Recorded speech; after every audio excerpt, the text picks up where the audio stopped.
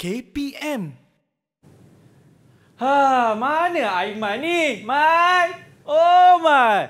Hei, murid-murid nampak tak Abang Aiman? Sebab Abang Aiman cakap jumpa Abang Akmal dekat sini, dekat mak-mak komputer ni. Mana Aiman ni? Ni, ada otak, ada monitor, ada CPU yang dah terbuka ni. Hei, kenapa ni? Apa yang berlaku ni? Ini saya kena beritahu cikgu ni. Mana cikgu? Cikgu! Oh, cikgu! Tolong saya cikgu. Ni kenapa ada otak kat luar ni cikgu? Kenapa Akmal? Ni cikgu, ada otak kat luar. Lepas tu tiba ada monitor. Lepas tu, ni siapa yang buka CPU kita ni cikgu? Cikgu lah yang buka. Cikgu yang buka? Kita nak belajar apa ni cikgu? So kalau Akmal nak tahu, kita masuk kelas tu. Jom! Cikgu, nampak tak Aiman mana? Aiman. Mana Aiman?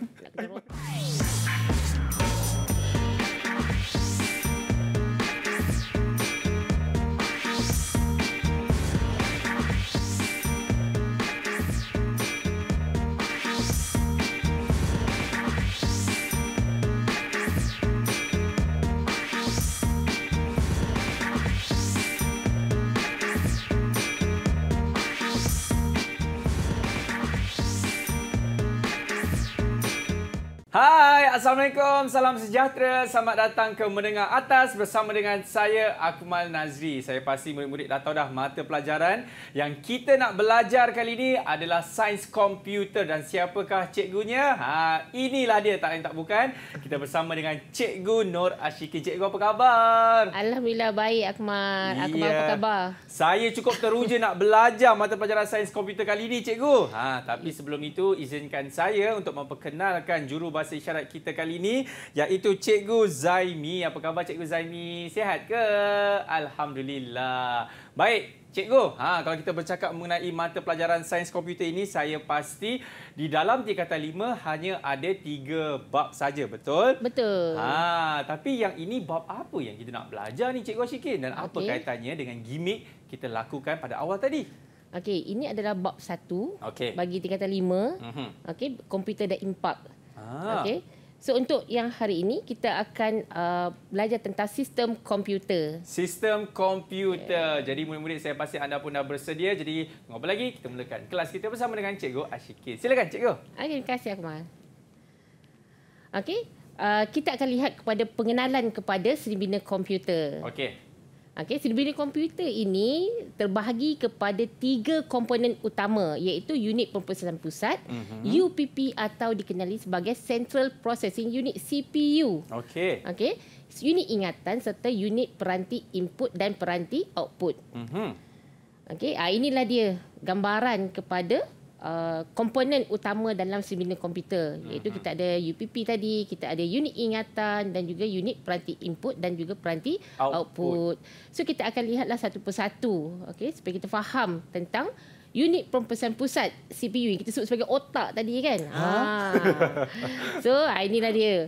Unit pemprosesan pusat juga dikenali sebagai pemproses, boleh sebut sebagai pemproses ataupun CPU, yang merupakan otak bagi sistem komputer. Tanpa CPU tadi, komputer kita ni tidak akan berfungsi.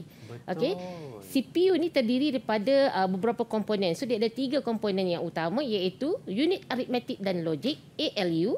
Kita ada unit kawalan dan juga daftar. Kita lihat apa fungsi dia. Dalam unit aritmetik dan logik ataupun ALU ini, dia akan melakukan operasi aritmetik dan operasi logik. Dilibatkan matematik lah di sini. Kemudian unit kawalan. Unit kawalan ini juga berfungsi untuk mengawal operasi ingatan. Kemudian kita ada pemproses dan juga peranti input dan output. So untuk daftar pula berfungsi untuk menyimpan data secara sementara. Kemudian dia menghantar arahan yang dicapai daripada ingatan utama sebelum diproses di ALU dan menerima hasil daripada ALU sebelum dihantar ke ingatan utama. Inilah dia contoh apa yang ada dalam motherboard kita ni. Inilah dia. Kita ada CPU. Dia kecil sahaja dan dia adalah merupakan satu alat yang sangat penting bagi komputer. Tanpa dia, komputer kita memang tidak akan berfungsi. Itulah dia otak. Ini yang orang kata i5, i7, i9 tu Ya, yang kita chip ada. pemprosesan tu kan? Ya, betul. Okey, maksudnya yang sekali dia dah makin tinggi tu makin baguslah. Okey, makin laju kan kita punya komputer tu. Ya. Okey. So, seterusnya kita lihat kepada unit ingatan. Okey. Fungsi utama unit ingatan ini adalah untuk menyimpan data dan arahan semasa komputer digunakan. Jadi ingatan ni dia cuma simpan data secara sementara. Okey, selagi mana arahan yang merujuknya masih lagi beroperasi. Jadi unit ingatan ni tidak digunakan untuk menyimpan data secara kekal kerana unit ini bersifat meruap. Okey, apa maksud dia? Data akan hilang kandungannya jika bekalan kuasa elektrik putus ataupun mungkin komputer kita tiba-tiba terpadam. Okey. Dan ini adalah kursus bagi ingatan utama. Kita ada RAM. Okey, RAM. Tahu kan RAM? Dekat-dekat kita tu ada RAM. Okey. RAM adalah random access memory ataupun ingatan capaian rawak. Jadi ingatan utama ni dia ada dua lah. Kita ada RAM dan juga kita ada ROM. Kita dah tahu tentang RAM. ROM pula adalah read only memory ataupun ingatan baca sahaja ni dia akan kekal selama-lamanya untuk dalam kita punya sistem komputer itu. Okey, inilah dia. Dynamic Random Access Memory. Okey, ini pula adalah contoh ingatan utama RAM yang menunjukkan sel alamat ingatan. Okey, alamat ingatan disertakan dengan kandungan ingatan tadi. Okey, kemudian peranti input dan juga peranti output. Okey, peranti input dan output ni adalah komponen yang digunakan untuk masukkan data dan memaparkan hasil daripada sistem komputer. Kemudian inilah dia peranti input. Okey, dia akan menukarkan data luaran ni kepada satu bentuk yang boleh difahami dan kemudian diproses oleh komputer. Contohnya papan kekunci. Okey, kita tekan huruf A, kita akan nampak dekat mana. Kita akan monitor. Keluar dekat monitor. Okey, tapi sebelum nak keluar dekat monitor tu dia akan proses dulu. Jadi apa peranan yang diambil oleh CPU? Okey, otak tadi dia akan proses dulu. CPU tadi dia akan buat kerja dulu. Kemudian baru dia akan keluarkan pada monitor kita. Okey, kita ada skrin sentuh, pengimbas, perakan suara dan juga tertikus. Okey, peranti output pula adalah untuk kita paparkan hasil tadi itulah. Okey, apa yang kita masukkan, dia akan keluarkan hasil dia. Okey, contohnya adalah pencetak, monitor dan juga pembesar suara. Kita dah belajar dah tadi. Ya. Okey, cikgu nak uji. Uji siapa cikgu? Uji Akmal. Punya kawan kan? Aiman dah lari. Okey, kita akan uji Akmal. Baik, kita tengok soalan yang pertama. Okey. Nyatakan 3 komponen dalam seni bina komputer. Apa 3 komponen tadi? Yang pertama, apa yang saya ingat cikgu? Unit pemprosesan pusat. Lepas tu yang nombor 2, unit ingatan. Betul. Dan lagi satu, cikgu, ada talian hayat. Yang ketiga, unit peranti input dan peranti, kalau ada input mesti ada output. Unit peranti input dan unit peranti output. Ya, tepat sekali. 300 markah untuk saya. 300. Banyak sangat tu. Okey, ini jawapan dia. Okey. Tanya. Baik. Masih lagi dapat menguasai apa yang kita dah belajar. Okey, berikan 2 contoh peranti input. Kita tahu dah. Ni, satu keyboard tu cikgu. Atau papan kekunci. Lagi satu, cikgu baru je tunjuk tadi.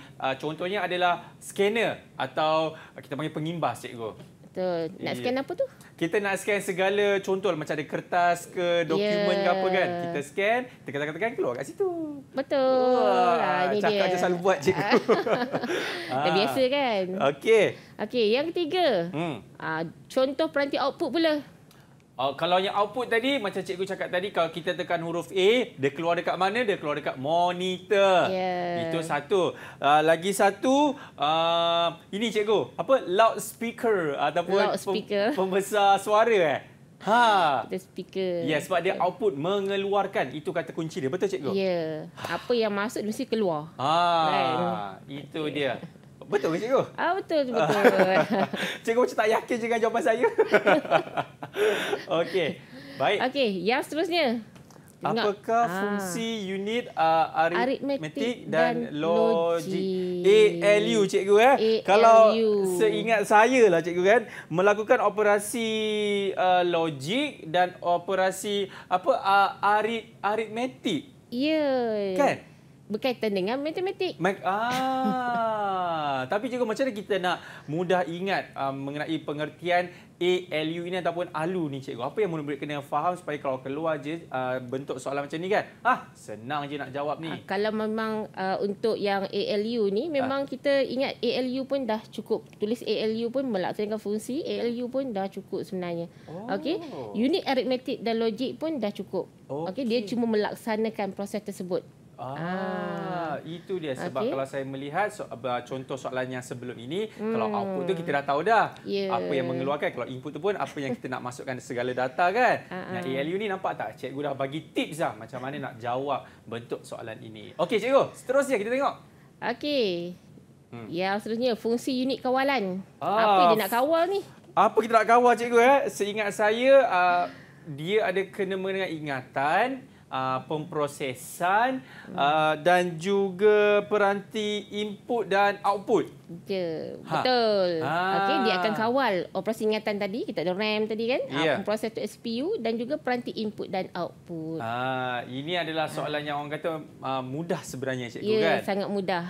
Kita faham apa pengertian tersebut, kita boleh menjawabnya. Baik cikgu, kita nak berhenti rehat dulu, boleh cikgu? Boleh. Kepada murid-murid semua, jangan ke mana-mana. Selepas ini kita akan kembali dalam Menengah Atas.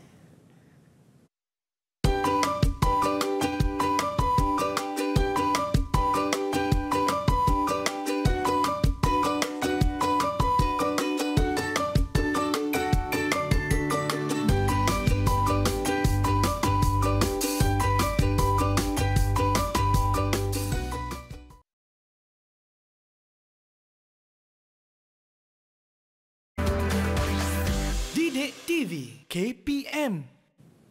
Baik, masih lagi menyaksikan Menengah Atas bersama dengan saya, murid paling pintar, iaitu Ahmad Nazri. Wah, takutnya saya. Okey, cikgu. Kali ini cikgu nak kongsikan apa pula. Katanya ada kena mengena dengan kitaran mesin. Betul ke? Nak belajar mesin kan? Ya. Okey, jom cikgu. Okey, jom kita belajar kitaran mesin, iaitu capai, nyakut dan juga laksana. Okey. Tugas utama CPU ni adalah untuk melaksanakan arahan untuk memproses data. Jadi pemprosesan data dan arahan mengikut kitaran mesin, iaitu kitaran capai, nyakut, laksana, ataupun FDE, fetch, decode, execute cycle. So kita boleh guna dia keyword tersebut. FDE. Okey, mesti sebut FDE dululah. Fetch, decode, execute cycle. Jadi FDE juga dikenali sebagai kitaran arahan. Okey, instruction cycle. Baik. Inilah dia. Proses. Proses yang ada dalam kitaran mesin. Capai, nyakut, laksana. Okey, kita akan lihatlah satu persatu. Okey, itu dia. Kitaran mesinnya. Okey, kitaran mesin tadi, pemproses ni dia akan menghantar isyarat supaya data dan arahan dimasukkan melalui peranti input disalin ke dalam ingatan utama. Ingatan utama tadi kita tahu dah, dia adalah RAM. Okey. Kemudian data dan arahan tersebut diproses melalui 3 proses utama dalam kitaran mesin untuk menghasilkan output. Lepas itu, ini dia. Kemudian capai. Okey, capai. Kita mula dengan capai, fetch. Okey, unit kawalan ini dia akan berikan isyarat supaya pemproses mencapai data dan arahan dari ingatan utama dan disimpan dalam daftar sementara menunggu untuk diproses. Okey, kemudian kita kena nyakut dia. Okey, decode dia. Okey, unit kawalan ini akan menyakut atau akan terjemahkan arahan bagi menentukan jenis operasi yang akan dilaksanakan oleh ALU.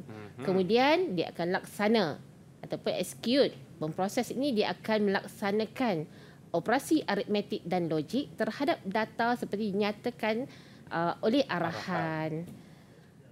Ini dia. Pemproses juga akan ulang proses capai, nyakut, laksana sehingga semua data dan arahan selesai diproses. Jadi semasa proses ini diulangi, hasil pemprosesan disimpan sementara dalam daftar sehingga selesai dan hasil akhir itu akan dihantar ke ingatan utama untuk dipamerkan melalui peranti output. Contoh peranti output tu monitor lah. Monitor, loudspeaker. Ya. Okey. Seterusnya cikgu, kita tengok. Okey, jadi semua perisian komputer, software kan, software perisian dibina daripada set-set arahan. macam coding lah kan. Itu arahan dikodkan dalam perduaan. Perduaan ni daripada 2 nombor saja, iaitu 0 dan 1. Jadi kita capai nyahkut laksana ni adalah urutan proses-proses yang perlu diikuti oleh pemproses untuk memproses set arahan sehingga selesai. Ini dia, kita lihat supaya dengan lebih jelas. CPU ni ada 3 langkah untuk proses data. Okey. Jadi inilah dia FDE tadi, fetch, decode, execute. Jadi setiap kali kita membuka dan bekerja dengan atur cara, data dan arahan tadi tu akan dimuatkan ke RAM. RAM. Okey, RAM kat sebelah dia tu. Kemudian oleh kerana RAM ni diakses langsung oleh CPU, jadi CPU ni boleh baca data dengan cepat. Untuk capai pula dalam langkah ini, CPU ni akan ambil beberapa data dan arahan daripada ingatan utama RAM dan kemudian menyimpannya dalam ingatan sementara dinamakan sebagai daftar. Ini dah dia. Okey, antara CPU pergi ke RAM, RAM kepada CPU. Jadi dia tanyalah, bolehkah saya dapatkan sedikit data?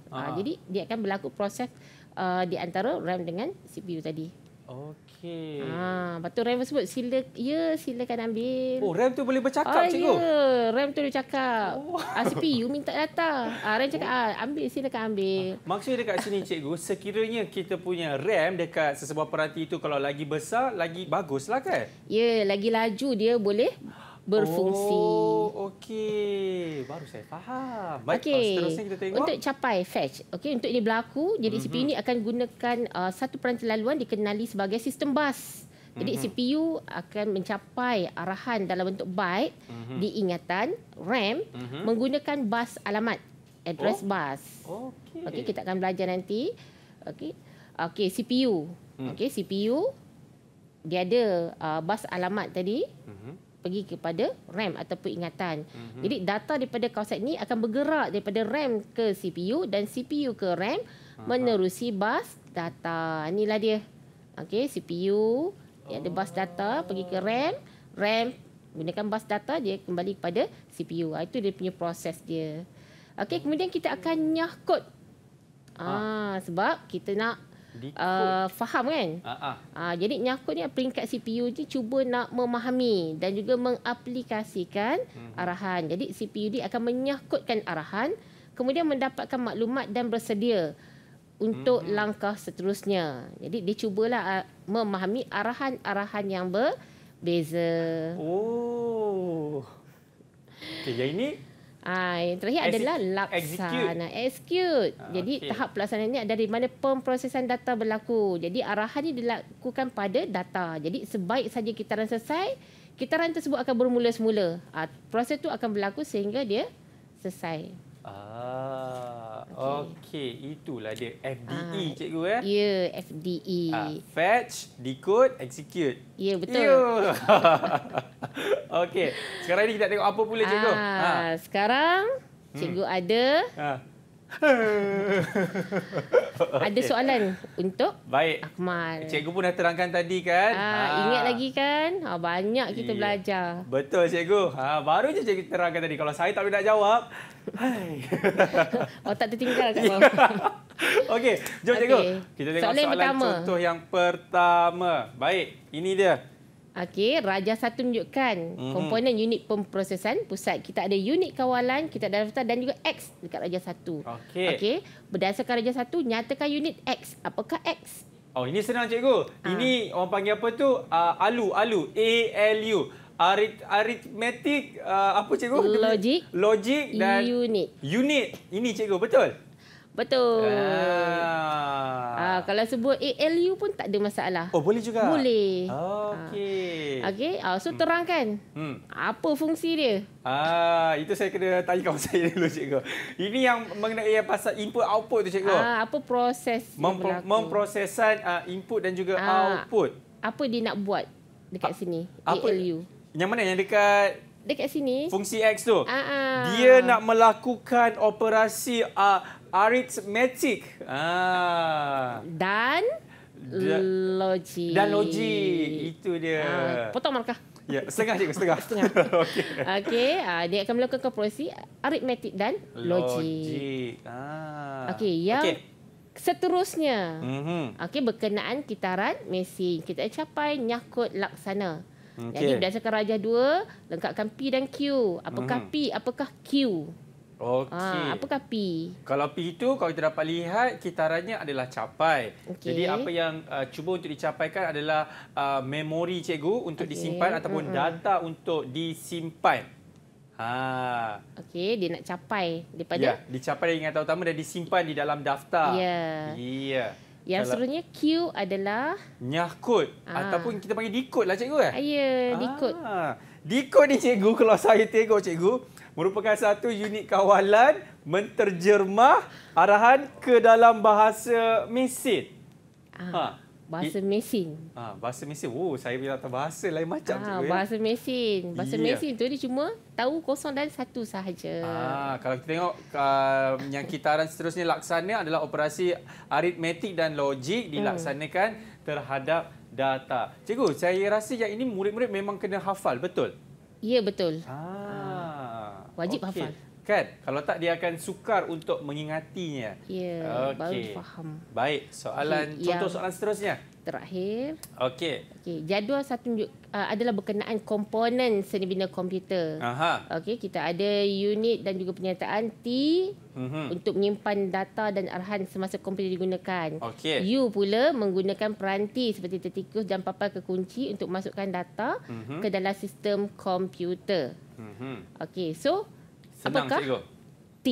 Kalau T, kita tengok je kata kuncinya adalah menyimpan data. Jadi apakah dia punya komponen cikgu? Ya, komponen. Ini kita panggil apa? Unit ingatan cikgu Ya, unit ingatan. Unit ingatan. Sebab kata kuncinya adalah menyimpan data. Betul. Kalau seterusnya U, kalau kita dapat lihat, nampak tak? Dia punya kata kuncinya adalah seperti tertikus, papan kekunci. Jadi ini merupakan peranti input. Kalau output tu, kalau dia kata macam monitor, pembesar suara, itu output, betul? Ya, betul. Ya. Tepat sekali. Okay, sangat hebat. Betul. Saya bagi jawapan dan juga penerangan. Mana yang dapat anak murid macam ni? Okey. Ada lagi ke cikgu? Dah habis. Itu sahaja. Contoh soalannya kan. Yeah. Kali ini yang mana mengenai apa? Nyah kunci FDE. Iaitu F merupakan fetch, D decode dan E execute. Jadi murid-murid kena faham dan hafal. Jadi kalau bila keluar je contoh soalan macam ni, kita dapat jawab dengan betul-betul Cikgu Rasyikil. Ya, betul. Betul apa? Baik, kita nak berhenti rehat sekali lagi kepada anda semua. Jangan ke mana, selepas ini kita akan kembali dalam menengah mana Cikgu? Atas. Menengah atas. Ya.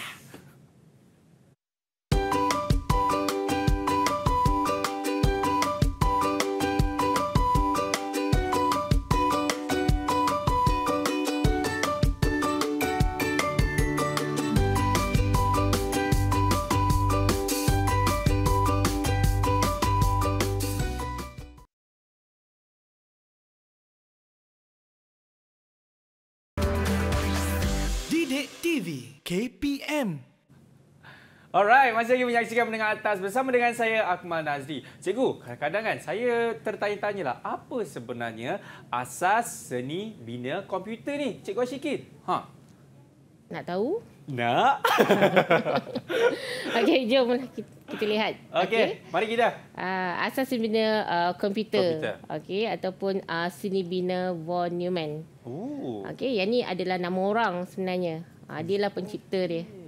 Von Neumann. Okey. So, semua komputer ni adalah berdasarkan reka bentuk asas, iaitu seni bina von Neumann ataupun von Neumann architecture. Inilah dia gambaran apa yang ada kan dalam kebanyakan seni bina komputer. Okey, komputer terdiri daripada 4 subsistem utama. Kita ada ingatan, kita ulang balik sebenarnya. Kita ada ALU ataupun unit arithmetic logic. Kita ada unit kawalan sistem. Kemudian kita ada input dan juga output. Jadi setiap atur cara yang disimpan dalam ingatan semasa pelaksanaan dan dilaksanakan mengikut urutan. Ini dia. Gambar raja, kita ada bus. Bus kan. Jadi kita ada ingatan, kita ada pemproses CPU tadi. Dalam CPU tadi kita ada unit kawalan, kita ada ALU. okey, kita ada input, output. Okey, ingatan ni untuk apa? Dia nak simpan data dan juga program. Kemudian untuk pemproses, okey, dalam pemproses ni kita ada unit kawalan. Unit kawalan ni dia akan melaksanakan program. Okey, manakala untuk ALU tadi, dia akan melakukan operasi aritmetik logik yang diminta oleh atur-cara. Okey, kalau kata logik ni macam dia gunakan jenis data boolean. Kemudian dia macam tanya ya ke tidak. Dari segi logiknya ya tidak. Okey, true false. Okey. Itulah dia. Antaranya lah. Okey. Kemudian kita tengok pada input output. Input output ni dia akan berkomunikasi lah dengan kita. Okey. Contoh monitor, kita ada papan kekunci, kita ada peranti simpanan, kan kita ada RAM. ROM memang dia kekal. Okey. So ini yang digunakan untuk berkomunikasi dengan sistem komputer. Jadi tugas utama CPU ni adalah untuk melaksanakan arahan memproses data. Jadi pemprosesan data ni dan juga arahan akan ikut kitaran mesin. Ulang balik kitaran, capai, nyakut laksana ataupun FDE, fetch, decode, execute, cycle. Jadi FDE ni juga dikira sebagai kitaran arahan. Okey, instruction cycle. Okey, proses dalam kitaran mesin, ini gambar rajah yang perlu kita ingat. Okey, yang perlu kita ingat, kita ada RAM ataupun ingatan utama tadi, dia akan berkomunikasi dengan CPU. Okey. Pemproses ni dia akan menghantar isyarat supaya data dan arahan yang dimasukkan melalui peranti input disalin ke dalam ingatan utama.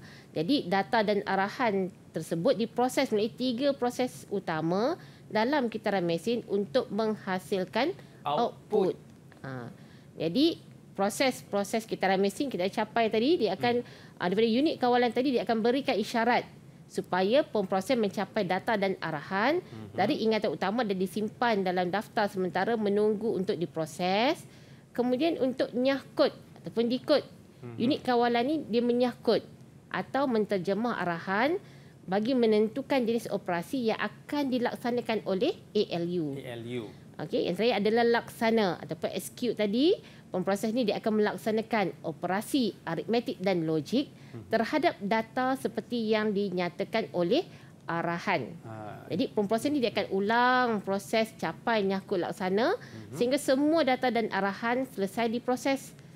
Semasa proses ini diulangi, hasil pemprosesan disimpan sementara dalam daftar sehingga selesai dan hasil akhir akan dihantar ke ingatan utama untuk dipamerkan melalui peranti output. Jadi semua perisian komputer dibina daripada set-set arahan, iaitu arahan diikutkan dalam peduaan.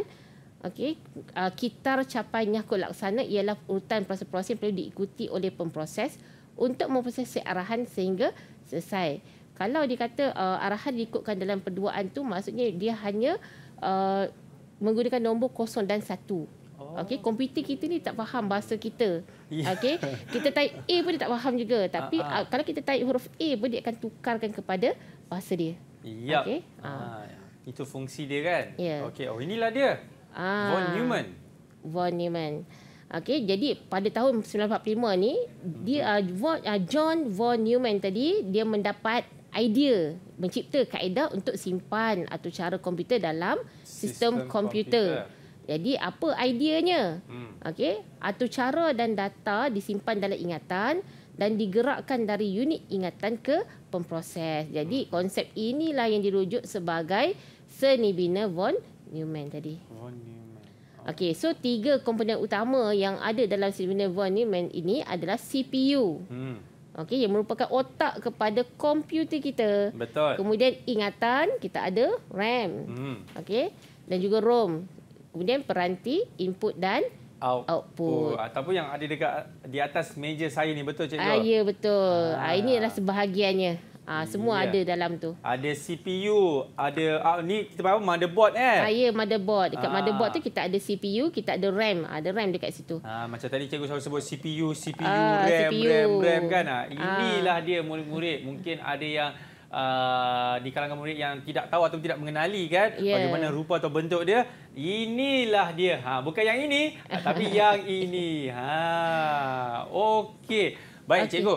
Yang sekarang ini kalau saya dapat lihat, cikgu nak kongsikan mengenai seni bina von Neumann dan sistem bas. Betul? Ya, betul. Okey, apa dia tu, cikgu? Okey, kat sini dia akan lihatlah. Okey, kita ada unit ingatan utama tadi, bagaimana dia berlaku kan. Proses yang berlaku, dia akan pergi kepada daftar. Kemudian daripada daftar tadi juga boleh pergi kepada ingatan utama. Ataupun Okey, RAM. Ataupun RAM tadi. Jadi unit kawalan, unit aritmetik logik, maksudnya hubungan di antara RAM tadi ke CPU, dan CPU tu dia akan hasilkan apa yang dia proses tadi ke unit input dan juga output. Output. Okey. Baik. Sistem bas. Sistem bas. Macam tadi kan, bas-bas. Adakah bas yang murid selalu naik tu kalau nak pergi sekolah tu, cikgu? Okey, kita lihat pada sistem bas. Kita ada dua jenis bas ni. Kita ada bas dalaman dan juga bas luaran.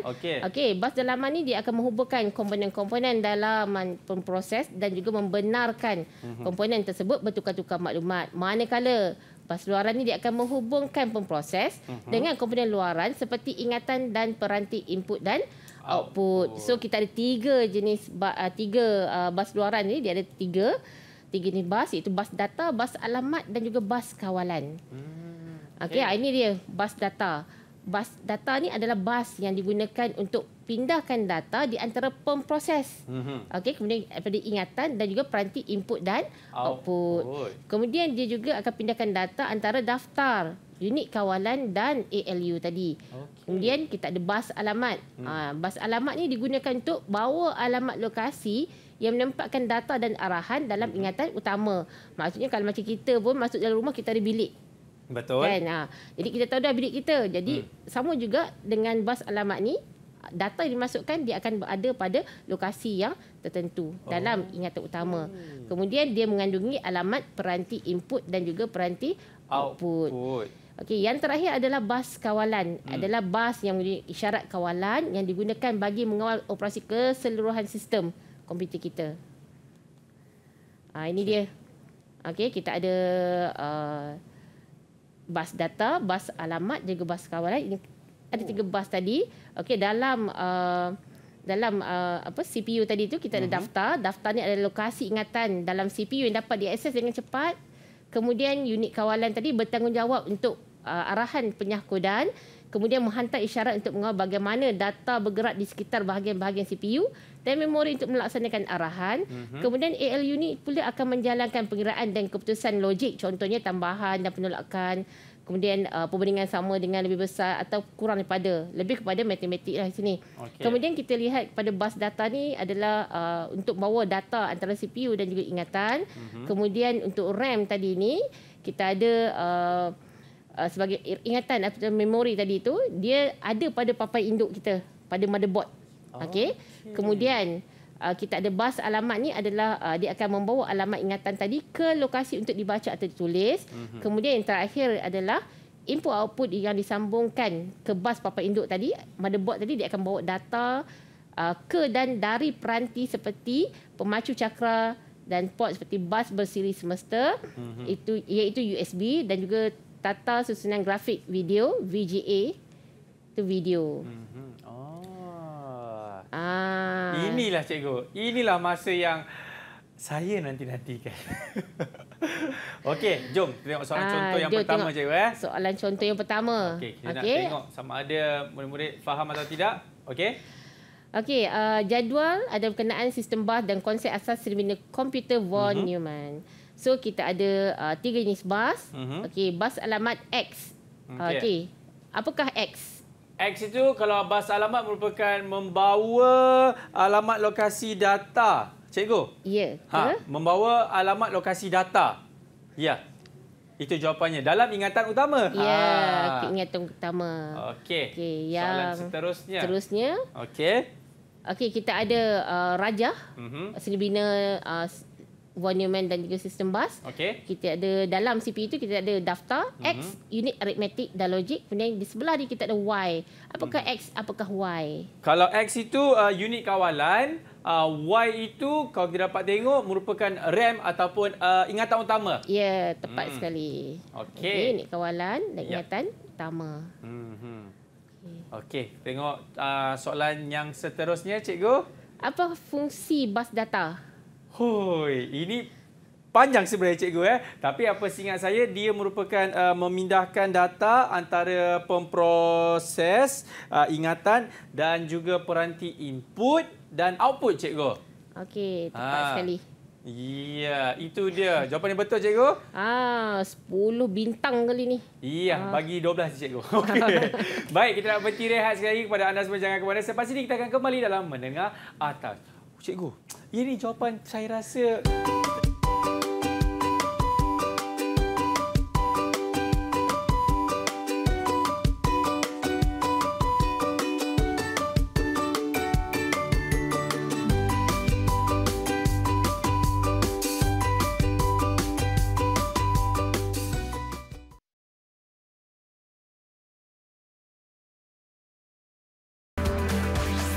Didik TV KPM. Alright, masih lagi menyaksikan Menengah Atas bersama dengan saya Akmal Nazir. Cikgu sikit. Tadi cikgu selalu sebut CPU kan. Apa sebenarnya unit dan fungsi CPU tu? Itu saya pasti ramai murid nak tahu tu. Jom cikgu. Jom kita tengok. Okey. CPU. CPU ni adalah komponen yang paling penting dalam sistem komputer. Jadi nama lain dia adalah pemproses. Jadi pemprosesan data dan arahan ni akan dilakukan dalam pemproses. Ataupun CPU tadi itulah. Okey, kita ada 3 komponen utama dalam pemproses. Betul. Kita ada unit aritmetik dan logik, kita ada daftar dan juga kita ada unit kawalan. Jadi apa yang unit aritmetik dan logik buat? Jadi dia akan melakukan operasi-operasi aritmetik seperti nilai, seperti tambah, tolak, bahagi, darab, nilai negatif dan sebagainya. Dan operasi-operasi logik seperti dan, atau, tak. X atau. Dan sebagainya. Tak boleh tak atau, dia lain maksud dia. Betul. Untuk operasi logik lah. Kemudian kita ada ALU, menerima input dari daftar-daftar dalam CPU dan menghasilkan maklumat untuk dihantar ke daftar sebelum disimpan dalam ingatan. Yang seterusnya kita tengok pada daftar. Jadi komponen digunakan bagi menyimpan data dan arahan yang dicapai dari ingatan utama sebelum dihantar ke ALU untuk diproses dan menyimpan hasil pemprosesan sementara sebelum dihantar ke ingatan utama dan dia akan pamerkan melalui peranti output seperti monitor. Betul. Contoh jenis daftar. Baik. Kita lihat contoh jenis daftar yang terlibat dan fungsi dalam kita mesin pemprosesan data. Kita ada 5. Kita ada PC, kita ada ACC, kita ada MAR, MDR dan juga IR. Jom kita lihat satu persatu. Jom. Ini dia yang pertama. PC ni adalah merupakan program counter ataupun pembilang atau cara. Jadi dia digunakan untuk memegang alamat ingatan utama pada peringkat awal proses kitaran mesin selepas menerima arahan dari CPU. Jadi PC ini akan menyari alamat tadi ke daftar MAR, nilai PC tadi akan bertambah. Jadi daftar ni akan sentiasa menunjuk atau memegang alamat bagi arahan seterusnya yang akan dicapai. Kemudian kita lihat ACC ataupun accumulator ataupun daftar pengumpul dalam bahasa Melayu. Digunakan untuk menyimpan data yang akan menjadi input dan output semasa operasi ALU. Yang seterusnya adalah MAR. MAR. Memory Address Register. Itu daftar alamat ingatan. Jadi daftar ini akan memegang alamat lokasi maklumat dalam ingatan utama. Jadi apabila pemproses ingin capai data dari ingatan tadi, pemproses ini akan berikan isyarat alamat lokasi ingatan yang diperlukan dari PC dan disalin ke dalam MAR. Kemudian MDR ni adalah Memory Data Register ataupun daftar data ingatan. Apa yang dia buat? Dia akan pegang data. Dan arahan yang dibaca dari ingatan atau yang akan ditulis ke ingatan. Jadi kandungan arahan dalam MDR ini akan dihantar ke IR dan kandungan data akan dihantar ke ACC. Kemudian yang terakhir adalah IR, Instruction Register ataupun daftar arahan. Jadi dia mengandungi arahan yang terkini yang akan dilaksanakan. Kemudian unit kawalan ini akan menyangkutkan arahan ini dan bagi menentukan jenis operasi yang perlu dilaksanakan oleh ALU. Kita lihat yang ketiga adalah unit kawalan. Unit kawalan ni menerima dan menjana isyarat-isyarat bagi mengawal operasi keseluruhan sistem komputer. Jadi input utamanya adalah denyutan isyarat dari sistem jam. Okey, kita ada sistem jam. Kemudian kita ada unit kawalan ni, dia akan mengandungi penyakut arahan dan logik pemasaan serta kawalan. Okey, kita lihat sistem jam.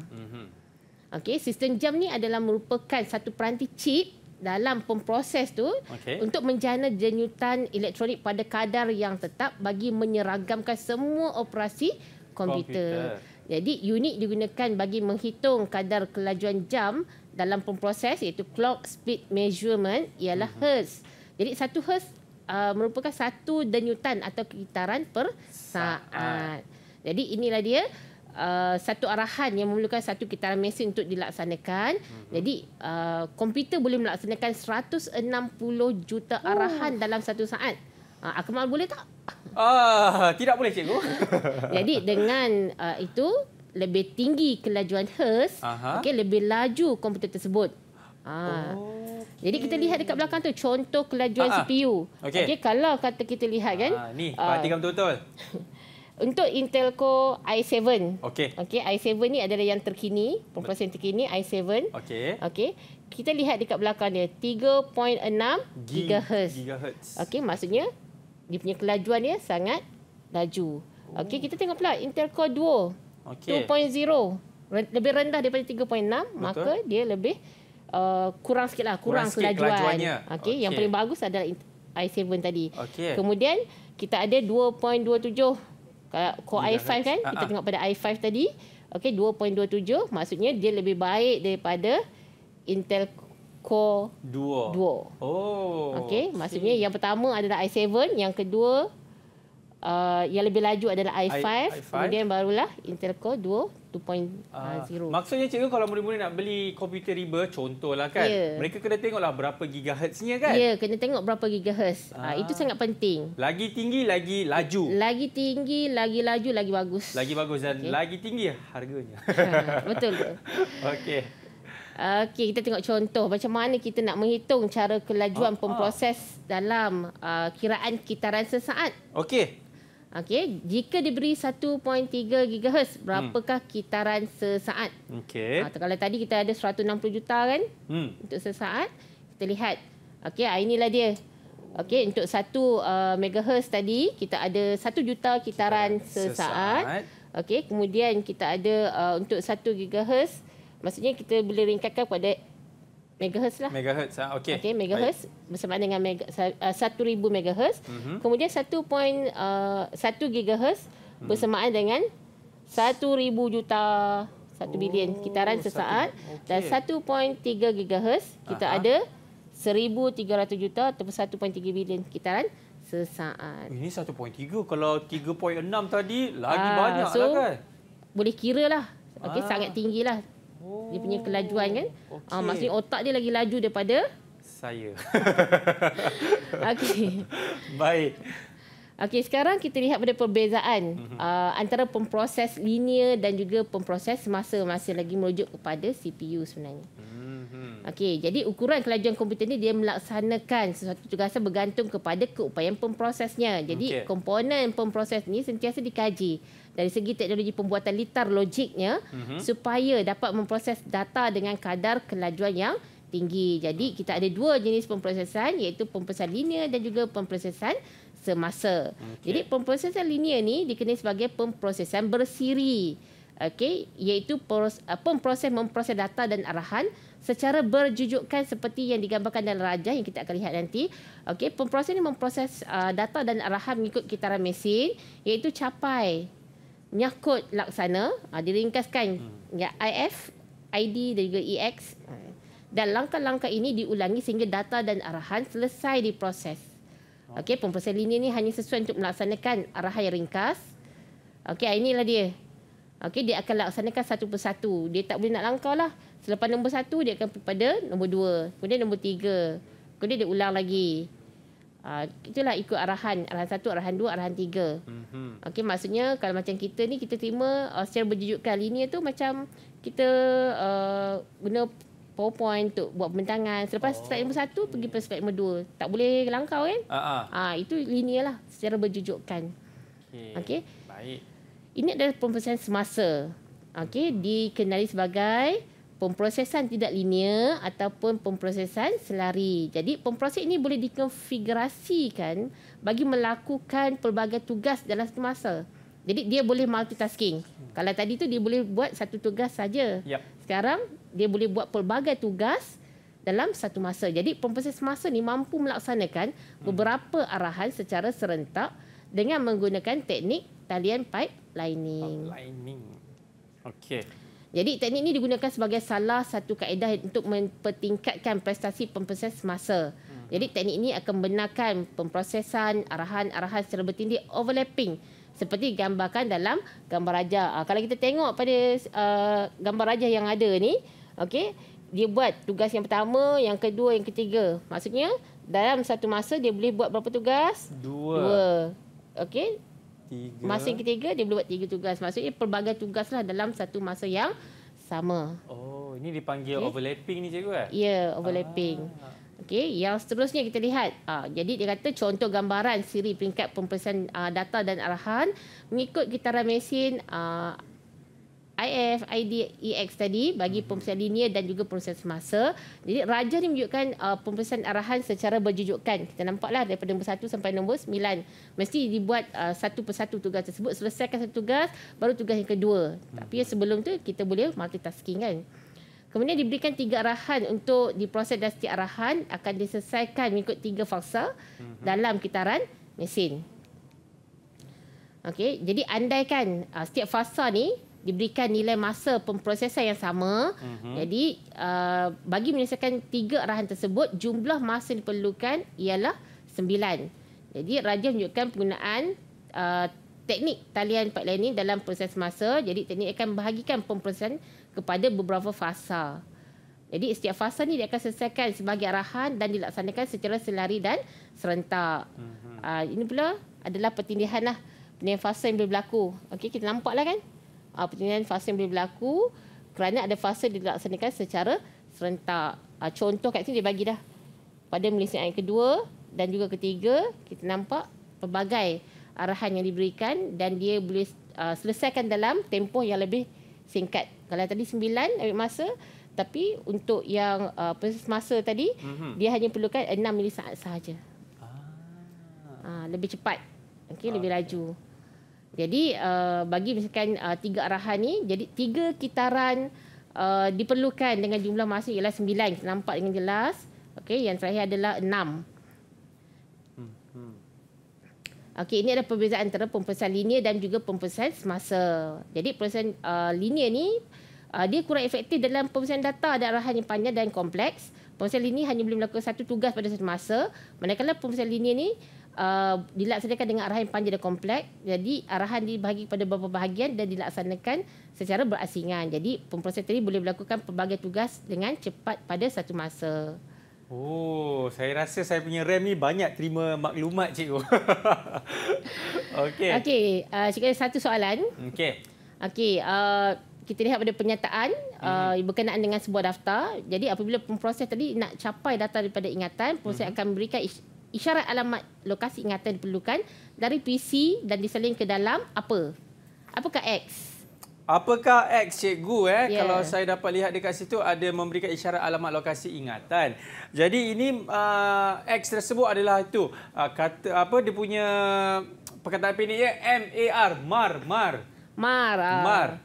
Okey, MAR, Memory Address Register. Address Register ataupun daftar alamat ingatan. Ya, itu dia cikgu. Alhamdulillah saya dapat menjawabnya soalan ini dan juga soalan terakhir cikgu. Soalan terakhir. Okey. Baik cikgu, saya pasti cikgu telah banyak kongsikan orang kata info kan ataupun ilmu mengenai bab kita kali ini iaitu sistem komputer di dalam mata pelajaran sains komputer. Jadi apa yang cikgu boleh rumuskan kepada murid-murid yang sedang menonton mendengar atas ni? Silakan. Okey, untuk tajuk yang hari ini sebenarnya kita memang bercakap tentang sistem komputer. Lebih kepada CPU yang merupakan satu yang penting kepada sistem komputer kita. Tanpa CPU, tanpa CPU ni memang komputer kita tidak akan berfungsi. Okey, jadi kepentingan dia memang sangat-sangat besarlah. Okey, dan juga dia melibatkan dalam Sibina von Neumann pun sangat penting dalam teknologi yang sekarang. Betul tu. Okay. Dan cikgu, bagaimana penilaian prestasi anak murid cikgu ini? Okey, penilaian Akmal untuk Akmal untuk hari ini memang sangat baik. Okey. Bukannya 10 bintang lah. Kita up jadi 15. Alhamdulillah. Sebab dapat jawab semua. Ya. Saya tak minta cikgu yang berikannya. Baik, terima kasih banyak-banyak cikgu. Dan sekiranya kalau ada guru-guru ingin mencari ataupun membuat bahan rujukan dekat pelantar mana cikgu? Okey, kita akan rujuk pada pelantar Delima KPM. Baik, terima kasih banyak-banyak sekali lagi diucapkan kepada Cikgu Ashikin kita yang baru saja mengajar kita mengenai sistem komputer bab 1 dalam tingkatan 5, mata pelajaran Sains Komputer. Dan saya juga ingin turut berterima kasih kepada jurubahasa isyarat kita, Cikgu Zaimi. Sampai di sini saja mendengar atas kali ini. Kita akan jumpa lagi. Saya Akmal Nazri. Assalamualaikum. Bye-bye.